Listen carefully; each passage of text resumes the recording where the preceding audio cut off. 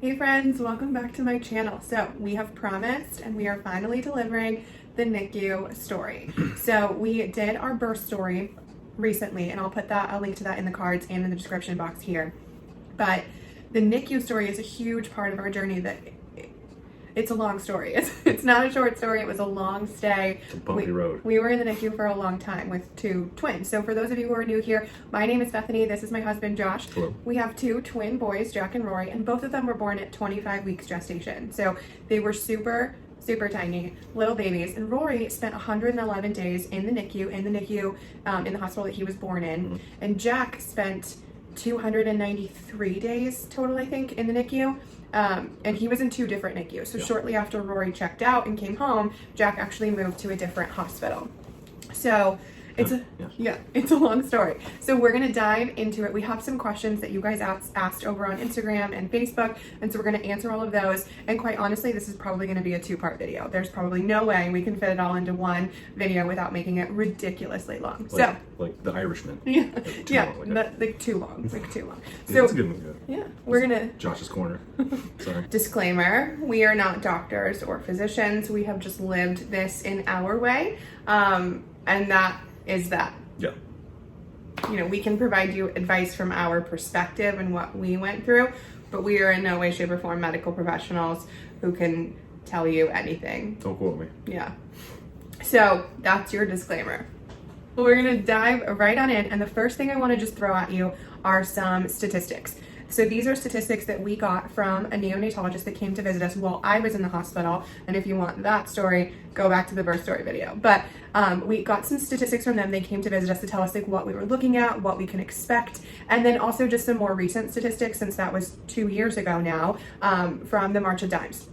So if you do ever find yourself in the NICU, the March of Dimes is by far your number one resource for everything. Resource app? Yeah, they're great. They're advocates, they're resources, they do all of the fun, like really nice stuff, like arts and crafts and little books and things like that. And they are incredible human beings, the people who work at March of Dimes. But then also just their resources on everything preterm birth related is incredible for both mother and baby and dad. So March of Dimes is highly recommended. And actually when the neonatologist came to talk to us, he was like, stay off of Google.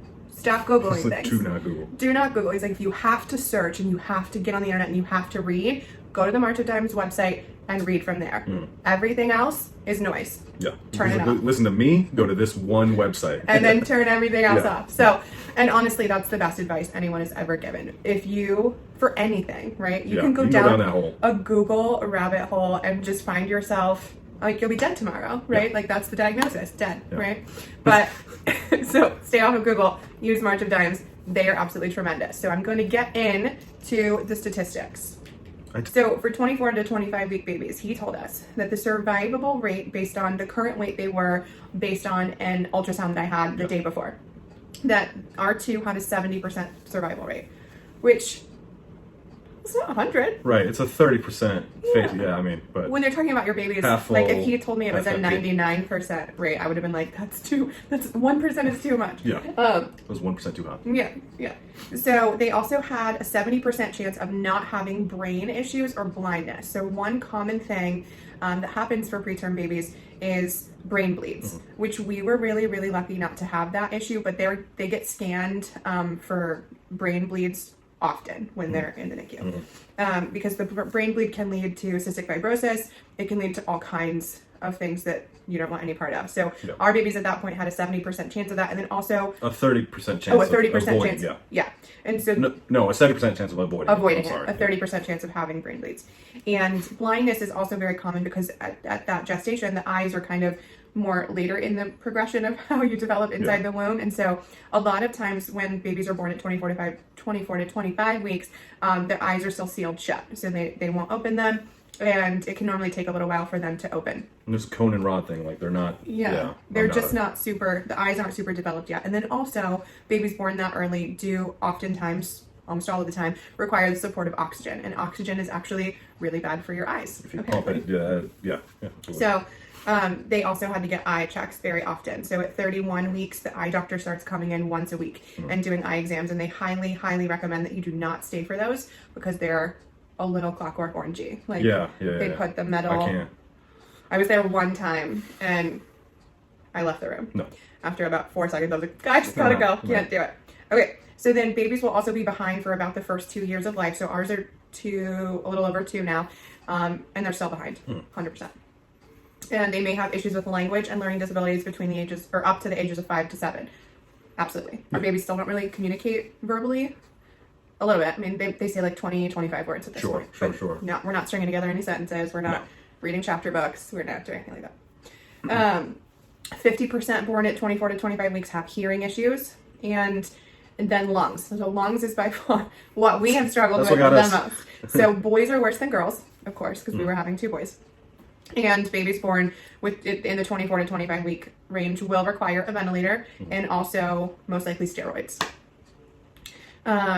For the heart, most babies born that early, about for the first 7 to 10 days, they might have trouble keeping their blood pressure up because their heart's just not used to beating as fast and taking care of as many things because the womb takes care of a lot of it. And then as far as the GI system goes, they told me I would have to start pumping 3 to 6 hours after delivery and then pump every 3 to 6 hours for the rest of my life. Because breast milk helps to prevent neck. And it's also just really good for them, especially that first round breast milk that has the colostrum in it. It's just really good for them. And then babies will also be in isolation with a lot of humidity because their skin is very fragile. And so they have like this full isolate, full plastic spaceship is what we called it. It's completely sealed, and the humidity and the temperature is pumped in there because they also can't regulated. They can't keep up their own body. So the biggest misconception and the number one question you get when your kid is in the NICU is, how much do they have to weigh before they can go home? So it has nothing to do with their size at all. Yes, they're small, but as long as a baby can meet certain criteria, even very small, they can go home. Or they could be really, really big and still not be meeting certain criteria and not go home. We did both of those. We had one really small guy go home and one really big dude stay. Yeah, I mean, Jack was probably 12-ish pounds when he came home, so has nothing to do with their size. But what it does have to do with, he told us there was going to have to be this checklist that we have to complete before we can go home. So the number one thing is they have to be out of their isolate and keeping their temperature regulated for at least 48 hours. They have to be eating everything by mouth, so no feeding tubes, nothing like that, for at least 48 hours. They have to have no apnea episodes for at least 7 days straight. So that is a hard one because it has to be 7 consecutive days. So if you get to day 6 and have an apnea episode, 10 p.m. at day 6, you start all over at day 1. Yeah. They have to pass a car seat test. So they have to be in the car seat for 90 minutes off of all support and maintain their oxygen steps, saturation and their heart rate and everything, because the way they sit in the car seat can sometimes be restrictive and can cause babies to have an issue in the car seat. So we had to go for 90 minutes, and we lived about 45 minutes away from the hospital, so we had to do double the time of that. And then he said 2/3 of babies gets to go home by their due date, which for us, Rory went home about 7 days after their due date, and Jack wasn't even close. So he was in the 1/3 who doesn't get to go home. And then he told us, just some other things, like we could visit the NICU at any time. We were never restricted from entering during flu season, which was basically the entire time we were in the hospital. No one under the age of 18. And then kangaroo care is highly encouraged. So kangaroo care is when you get to hold the baby skin to skin. So those were the stats that he gave us. So here's just some general NICU statistics. So as many as 11.4% of all pregnancies end in early deliveries. And in the US, that means about 450,000 babies are born too soon. And about 15 million babies are born preterm around the world. So 1 in 10 babies globally is born premature. We were micro-preemies. So they go into their isolates and they're on minimal stimulation for, I think, the first 7 days. That sounds about right. At least 5. Yeah. So what that means is they put them in their isolate. They put a blanket. It's much fancier than a blanket, but it goes over their isolate. Blanket, and it blocks out all light. The lights are kept off in the room. Their isolates are sealed, no sound, and they get care checks once every 6 hours at that point. So diaper checks. Just general checking their blood pressure and temperatures and things like that every 6 hours, which is an extended period to normal, to make sure that the stimulation they're getting is minimal.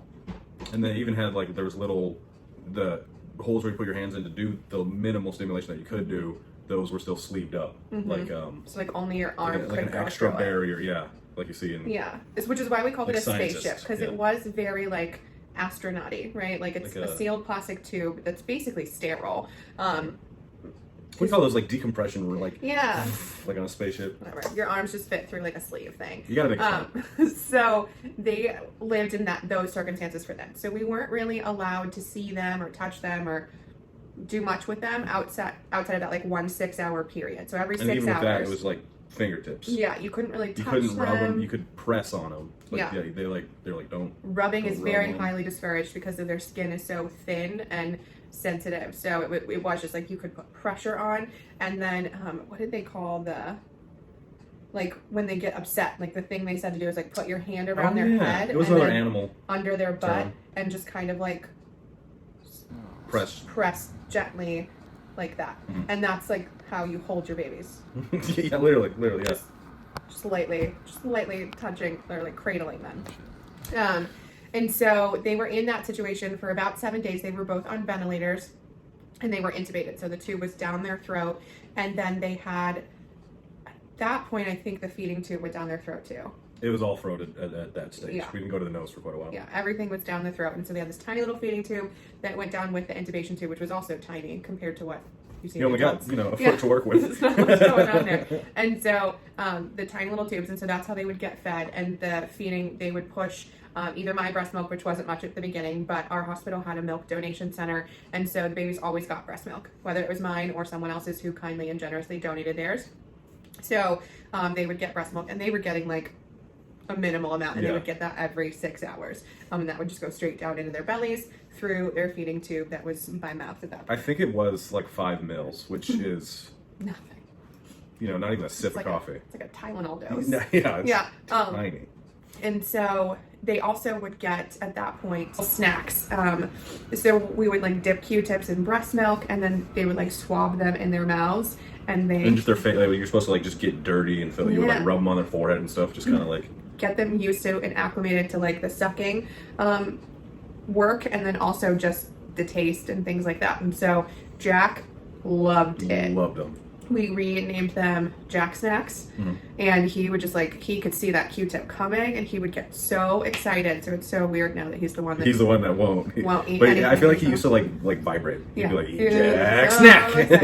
And so he could even have those when he was intubated. They just kind of like went in the sides, go around the guards, and he loved those. So the boys were also jaundiced, so they had they were blue light special babies. They got these little cool sunglass things that go over their eyes, and the blue light was on them. I think that started as early as, for Jack it was the third, so the day after they were born, and for Rory it was 2 days after. They both required the blue light, and that went on and off for maybe 2 months. Sometimes like we would go to eat dinner in the parents' room, and we would come back and it would be off or on. Like it was very sporadically. Let's try it. Okay, no. Yeah, they would. It all came back to what the test, test exactly what the test said. Their bilirubin was high, blue light went on. If it wasn't, blue light went off or stayed off. So the blue light was on and off randomly for the first at least month, back and forth. So Jack came out swinging.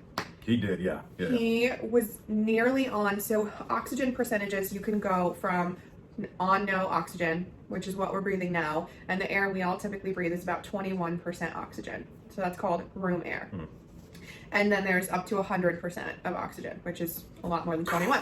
So Jack was nearly on room air with the ventilator. So using the ventilator for the pressure and helping the consistency of breaths, but no oxygen support by day 3. Rory, on the other hand, did not. He struggled a lot the first 3 days, and it was pretty sketchy for him. It was. He was on a lot of support. And he just struggled a lot more, whereas Jack just was like, okay, I'm here, I'm ready. And a lot of that was attributed to the fact that Jack's sac hadn't ruptured, whereas Rory's had somehow. So Rory had kind of already started the fight and was worn out by the time he came out, whereas Jack came out and was like, okay, I can do this. Oh, we'll figure it out. Yeah, it was you don't want to say surprise or shock, but because it was a shock for both. But Rory had already been in the fight, and then they went to like round like the boss level. And he's like, I'm already tired, man. I've already made it through. Right, and now it's harder. And so then it kind of switched up a little bit. So after the day 3 point, which they called it for Jack like the honeymoon period, and it definitely was. Like, he was doing great. We were so optimistic, whereas Rory was like the divorce period, I guess. He was not doing well. Yeah. And midlife crisis. And then around the day 3 point, it flipped. So Rory started to kind of come out of it and was just kind of tracking upward, and Jack like hit the floor. Jack flipped upside down. And so Jack's support needs increased severely, and Rory's support needs decreased like steadily. Bit by bit. So throughout the whole journey, Rory just kind of, he started out kind of rough, and then after the day 3 point, he just progressively got better. Yeah. We very rarely took any backward steps with Rory. We were always just kind of moving forward at a pretty steady In retrospect, pace. a pretty, Yeah, it wasn't fast, it wasn't slow, it was just steady. We were steadily getting better and better and better. But with Jack, it was a true roller coaster. Like, we would go in one day and it was like, he's doing great, everything's wonderful, we're doing this. And then we would come in the next day and it was just like, he hit the floor. Yeah, like, it would be 7 days of like just amazing, stellar progression. And then we would go all the way he'd go all the way down for like 10. Yeah. And then maybe up for 2 and 3. Like, it was it was definitely crazy. 2 steps forward, 10 steps back with Jack.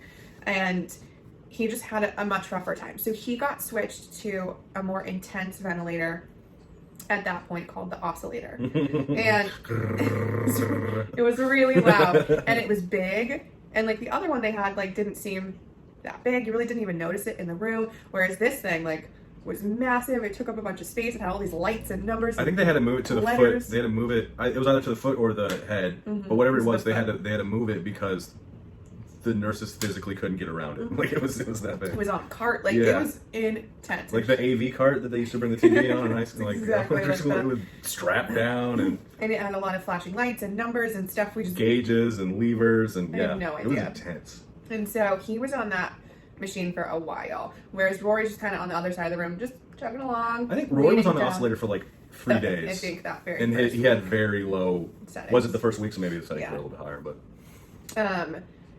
And so that's when we really started to kind of get like worried about Jack, and the first conversation about steroids happened at that point. So we knew going in that steroids were something that would be discussed, because the neonatologist told us that most likely steroids would be something we would have to use if they were born between the 24 to 25 week mark. And so we started talking about steroids for Jack very early on. And it was kind of like brought to us as like this controversial thing. Like, do you do it? Do you not do it? Here's the side effects. Here's what's good about it. But for us, it was honestly, immediately we trusted the medical professionals at the hospital they were born in. And I was like, would you do it? I mean, if they were recommending something to me, I wasn't going to Google it. I just wanted to trust what they thought was best, because I didn't go to college for 7 years and get a medical degree. And they had proven that, like, they had proven their worth in this very specific instance. Not their worth, but their, like, expertise. And there was one doctor in particular, if he came to me and said it, I was like, you got it, doc. Have Doc Atat, who was like our holy grail. Like, if he said something, we were like, whatever, do whatever you want. You're in charge here. We trust you implicitly. And then we also had our primary nurse team. So when you go to the NICU and you're going to be there for a long amount of time, which we were, get to know your nurses. You get to know them, and you get primary nurses. So we had 2 babies, so we had 8 primary nurses. Whereas I think you normally get 4, 2 daytime, 2 nighttime, because they work 12-hour shifts. And so we had 8 of them. The best people. The most incredible human beings I've ever met. And I love them all so much, still to this day. I still think about them. And I trusted them implicitly as well. Like, I knew that if I couldn't be there, they would be just as good as if I was there. Like, they were such good people, and they were so smart and capable, and they just knew what they were doing. And so when the steroid conversation came up, it was like, yeah, do it. I mean, if you think it's going to help, please do what modern medicine exists for a reason. Do whatever you think is going to help my baby survive and get better and come home to me. And so that was Jack's first round of steroids, was I think week 2 of life. And it was a very slow dose, and they gave it to him over I think 10 days, where they kind of like build up to a big dose and then come back down. And it worked really well. He was able to come off of a lot of support. He was still on a higher level of support than Rory, but he was able to come back down quite significantly. He wasn't continuing to go up. Yeah. And so at that point, I think, let me look at my notes, one moment. Yeah, so at this point, they were both still intubated, but they were on such a low level of support that we were finally able to hold them. And so for Rory... This is about like a month in. Yeah, so for Rory, the first time I was able to hold him was April the 3rd, and they were born on March the 12th. And you were able to hold him for the first time on April the 4th, so the following day. So it is kind of because you can't only like one. It's too much it's to too do. much. So you have to commit to sitting in a chair for 3 hours because you do it in between care times. So at this point, once they came off minimal stimulation, they got their cares every 4 hours. So diaper changes, temperature checks, blood pressure checks, etc., etc. And so you had to commit to being there in between those hours. Yeah. And sitting in a chair and not moving. And not peeing or drinking or doing much of anything, which is fine when you get to hold your kid for the first time. Yeah. So I got to hold Rory for the first time at April 3rd. You were the 4th. And then we didn't get to do Jack until April the 14th. I didn't. And so a month and 2 days after he was born was the first time I ever held Jack. And for you, you had to wait until the 18th. Because I remember the night after I held him, he had a great night. And the next day was great. And then we were going to go that evening and you were going to get to hold him. It was going to be your turn. And then he kind of had like a bad day. Yeah. And so you didn't get to hold him for 4 days after I did. Which, sorry about that. So what you gonna do? They were super, super little. So one of the questions I got on Instagram was like, how did you change or diaper or find clothes that fit your children? Right? With like one finger at a time. So yeah. This, I think, is one of the like most... There's two things that make me remember how tiny they were. So the number one thing is Josh's wedding ring used to fit over their hand and up to their bicep. Yeah, past the elbow. Yeah. Past the elbow and up to the bicep, his wedding ring could go onto. The thing that fits on his finger could go up their arm. And then this was their first diaper. It's like smaller than the palm of my hand. And this was a diaper. And they swam in it. Yeah, it's smaller than a maxi pad. It's like a panty liner. So itty bitty. And this is a Preemie 3, which I think is the smallest that they go. And then it goes Preemie 2, Preemie 1, Preemie, and then you get into like normal size diapers. So this was their very first size diaper. So Rory got extubated in early May. And then for Mother's Day that year, I got to hold them both together at the same time for the first time. Yeah. So it was May 9th. And I went in because another thing, our hospital was amazing in the March of Dimes. And so they had photographers that like volunteered their time and would come in and take photographs of NICU babies like once a month. Like and, photo shoots. Yeah. Like, you could like sign up and they would come in and they would take the photos. And since we were back at work, we weren't often there for the photos, but they were doing a special Mother's Day one and I really wanted to be there to get some photos of me with the babies. And I went in and the nurse who was there that day was like, do you want to try holding both of them for the photo shoot? And I was like, Am I allowed to do that? I would love to do that. So she went and talked to the doctor and the respiratory therapist, and they all decided, yes, we can do it.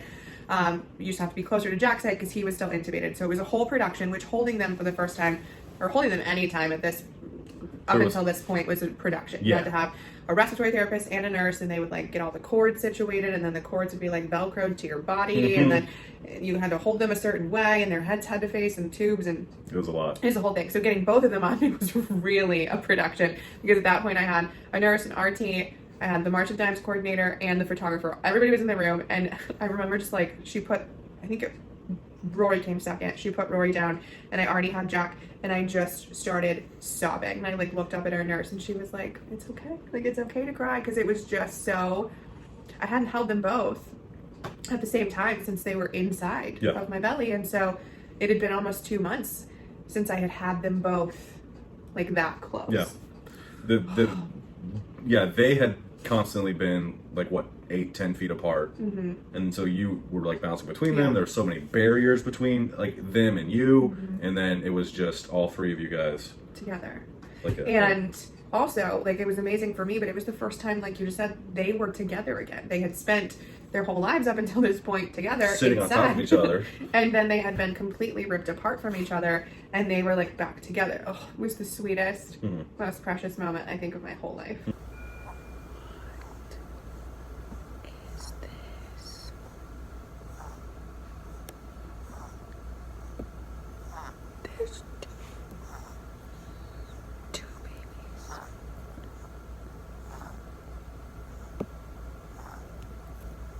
Didn't get to wear clothing up until this point. So it was shortly after their first fast that they finally got to go into clothes. And I think this was the day, yeah. So Rory had a really, really big day on May 14th. He got an open crib. So they took the lid off of his isolette. He got to wear his first outfit, and he got to breastfeed for the first time that day. And so he was finally on a low enough level of support that we could attempt feeding by mouth. And then also he was maintaining his body temperature. So they turned the heat off in the isolette, and he was able to keep that up with the lid on, and then they take the lid off and leave the lid off. And so he got to wear his first outfit. So another question was like, how do you get clothing for children that small? Well, it's not easy. Yeah. So the smallest size that you can really find is preemie in stores, and based on who makes the clothes, it depends on how big or small a preemie is. But this was Rory's first little sleeper. The little fetuses. So tiny. So this was part of his little first outfit that he wore that day. And then he also got to try breastfeeding, which was never very successful. So they also have, when you're in the hospital with a baby, the babies get all kinds of stuff. Like there's a lot of bonuses. There's a lot of negatives to being in the hospital and having your child be in the hospital. But there's also a lot of really incredible silver advantages. linings. Yeah. So we had an occupational therapist team that would come and see them once a week at least. And especially when they started feeding, they would come more often. So like they would schedule with me. You also have like lactation consultants on call, plus the nurses are basically lactation consultants. Like everyone around you just knows so much about babies. And so I had this team of people that were helping me figure out how to breastfeed. But again, it wasn't successful, and we'll get to why eventually. But so we tried the breastfeeding thing with Rory that day. And then for Jack, he finally got into his open crib on May the 21st and got to wear his first little outfit. I just can't imagine. And they were like, these were big on him. Yeah, they were big on him. Especially Rory's. Rory was like swimming in it. On May 25th, so I just said, or the 23rd? May 23rd. We're going into the NICU for our nightly visit, and we walk in. So both the boys had been out of the isolette at this point. The lids had been off.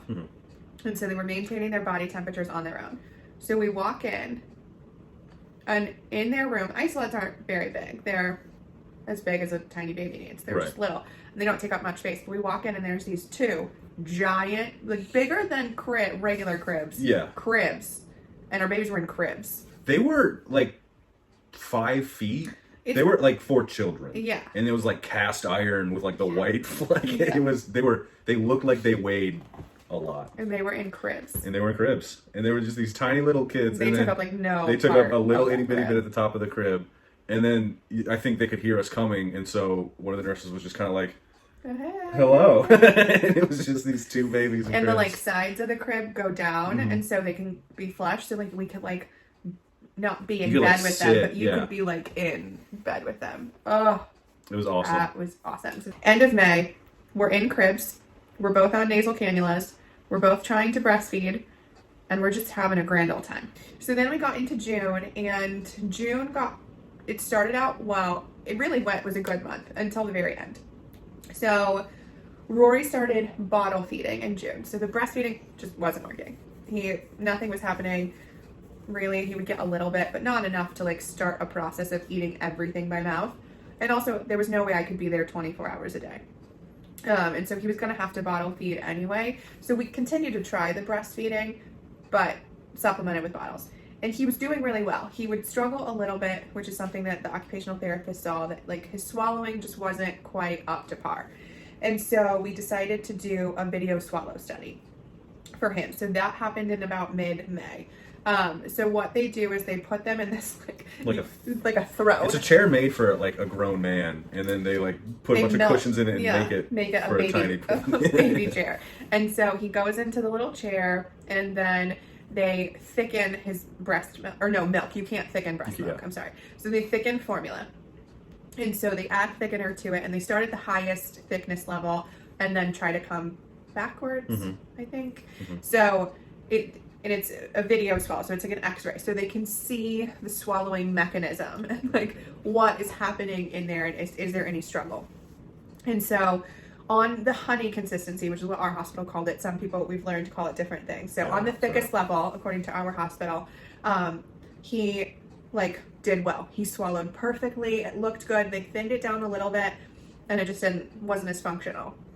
And so they decided that he needed to have thickened feedings. And so we started thickening his feedings that day. And so every bottle he got was formula that was thickened.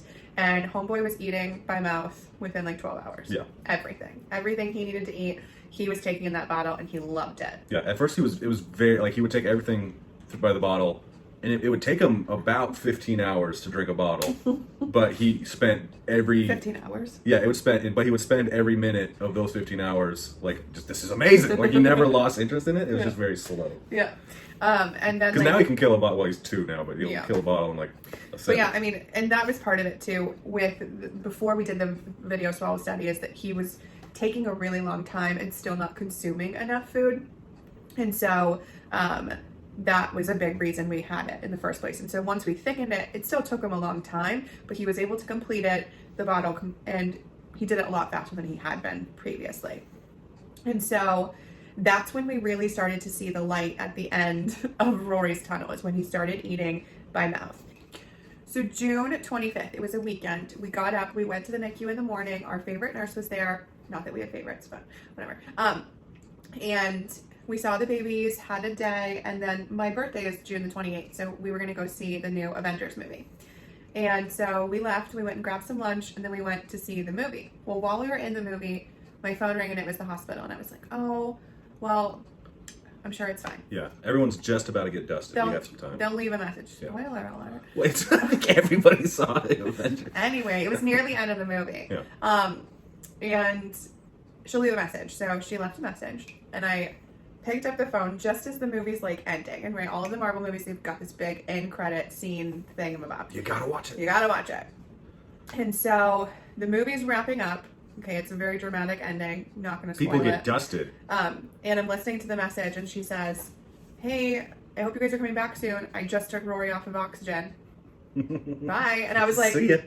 I look at Josh, and he's like, "What?" I was like, "Rory's not on oxygen. We have to go." And he was like, "But the end credits." And I was like, "I don't care." So we get in the car, and we're like jittery and excited, and we walk in to their room, and our sweet little baby he had nothing on his face. Well, he still had his feeding tube in. Yeah, there's no yeah, that was still attached, because they don't attach that until like fully confident he's eating by mouth.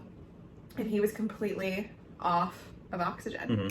Mm-hmm. You could pick him up and walk around. Because he wasn't connected to anything. Yeah. Yes, we took him to the window to like look out at. He was looking out the window at the little courtyard out there. And we took him over to his brother's bed. We took him to his brother's bed, and I was just kind of like floating him over, and I was like, lick his face. Yeah. And he would lick his brother's face. And then we waited for his night nurse to come in the hallway, like by the door. Yeah, we were like, hey, what's up? So Rory's off oxygen, and we needed to do his car seat test. So we put him in his car seat. We brought in the car seat that we had, and he failed almost immediately. Yeah. Didn't go well. They did it without the oxygen because he had been off of it at this point. And so that was on my birthday. Mm-hmm. This was a really bad day. My 30th birthday was probably the worst day we had up until this point. So Roy failed the car seat test. So we tried early in the morning. We tried again that afternoon with oxygen, and he did pass with the oxygen on, with a very small amount. But that meant no matter what, we were going home with oxygen. Mm-hmm. So at this point, Roy had been taking sporadic usage of oxygen. Roy had been taking all of his feedings by mouth. He was 7 days clear of the apnea episodes, and once he came off the oxygen completely, mm-hmm. We had to stay for 7 more days. Mm-hmm. And so our scheduled go home date was July 1st, and my birthday June 28th. So we had we passed the car seat test. We knew we needed oxygen to go home in the car seat. We were going to try the car seat test one more time to make sure, but at that point we knew we were going home with oxygen for car rides. Yeah. And so he just had to maintain off of his nasal cannula normally outside of the car seat up until the night before June 1st, and then we were going to go home. And so we had scheduled Jack a video swallow study just like Rory on my birthday. And so I was there the whole day, and Josh showed up to surprise me. He left work early and came like right before the swallow study. Yep. And we were so excited because the swallow study like basically cured Rory. We had that swallow study. We knew we needed to thicken his feedings, and he just took off, mm-hmm. right? He started eating by mouth. His nasal cannula came out. We had a go home date. Everything was going so well. Just needs a little thickener. For him. So we were so excited. Jack was going to get his. He was going to do the same thing and take off. I go down with him, and we're waiting, and I'm talking about how excited I am. I'm going to have 2 kids at home and so soon. And we go into the little room, and then I have to wear like the gown, and I have to go into the like, I don't know, the room where you watch the like observation room. Yeah. And so they're doing it. I have no idea what I'm looking at. I can see the monitor, but I don't know. I'm not a doctor. So everybody kind of, their mood changes. Like you can feel the mood in the room just kind of come down. And I'm oblivious to like why, but I could feel it. I could feel the vibe just kind of slowly come down. And then they came in and got me, and they were like, well, he silently aspirated on the thickest level of thickener. And so aspirating is when you say like it goes down the wrong tube. Yeah. And you like cough and it like feels like you're choking. Yeah. So he aspirated on the thickest level. And they told me it would be at least 2 weeks before he could have another swallow study. So we were thinking we would get the swallow study, we would find out what thickness we needed, we would start that, we'd be home in 2 weeks. But now we can't even take another test for 2 weeks. Mm-hmm. So we can't even like get to the point where we're talking about going home Right. for 2 weeks. And now he cannot take anything by mouth for those 2 weeks. Mm-hmm. He has to take a break. So Josh was still upstairs, so only one of us could go with him. We had to go downstairs to radiology. And when your baby's in the NICU, they have one of those tags on where you can't steal them, and then a security guard goes with you wherever you go if you leave the NICU. So I walk out into the hallway because they had to like get him unhooked from things, and cords and all that. I walk out into the hallway, and I'm just crying in a hallway in front of a security guard who's there to make sure I don't steal my child, which only made it worse. And it's my 30th birthday. And I'm just crying in a hallway because everything we had kind of hoped for at this point, it was finally coming to an end. We were going to get our babies. We were going to get our lives back. Crushed. Mm-hmm. And every time people would say, it's such a good thing Rory gets to go home first. You're going to get your feet wet and see what it's like to have one kid. It's like those things people say to you, they think are nice things and like they think is supportive, and they're so well-meaning and well-intentioned. Yeah. But at the same time, it's just like, I don't have one baby. I don't need to know what it's like to have one baby because I have 2. And so I would like to get used to the idea of having 2. And also, while I may just have one baby at home, my other baby is 45 minutes away in his downtown apartment. Like, right. Josh and I were like ships passing in the night. One of us was at the hospital. One of us was at home with Rory because we didn't want to take Rory in and out of the hospital too much either. So it was just like, anyway. And that's the other thing. Like, you don't even, your son, like, you have one of your sons home, but I guess that's the exact same thing you're saying. Like, mm-hmm. I'm gone. It doesn't matter if he's home. It was, and so everything was crushed. And so we go back upstairs, and we had to keep moving forward. But that was one of those days where it was just like deflating. Yeah. Just absolutely deflating. And what we didn't know at the time was that video swallow study would lead us down a whole nother road because of that silent aspiration, and what that would cause for little Jack. Yeah.